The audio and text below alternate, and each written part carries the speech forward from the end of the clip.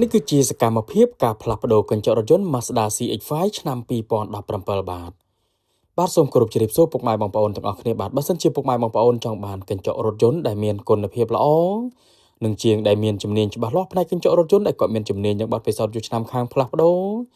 សូមកុំភ្លេចខាងកុសលសុខមានបាទខាងយើងខ្ញុំក៏មានលក់កញ្ចក់រថយន្តគ្រប់ម៉ាកគ្រប់សិនហើយក៏មានសេវាកម្មទៅផ្លាស់ប្ដូរកញ្ចក់រថយន្តជូនពុកម៉ែបងប្អូនដល់ទីតាំងផងដែរបាទ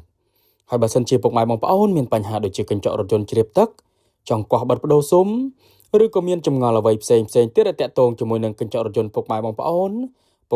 អាចឆាតចូល Page សួរព័ត៌មានផ្ទាល់ក៏បានឬក៏ពុកម៉ែបងប្អូនអាច call តាមរយៈលេខទូរស័ព្ទដែលខ្ញុំដាក់នៅលើ banner ផ្ទាល់ហ្នឹងក៏បានខ្ញុំម្ចាស់ហាងដែលមានជំនាញនិងបទពិសោធន៍យូរឆ្នាំខាងកញ្ចក់រថយន្តខ្ញុំនឹងជម្រាបជូនពុកម៉ែបងប្អូនច្បាស់តែម្ដងបាទបើសិនជាពុកម៉ែបងប្អូនមានបញ្ហាដូចជាកញ្ចក់រថយន្តបែកប្រេះស្រាំ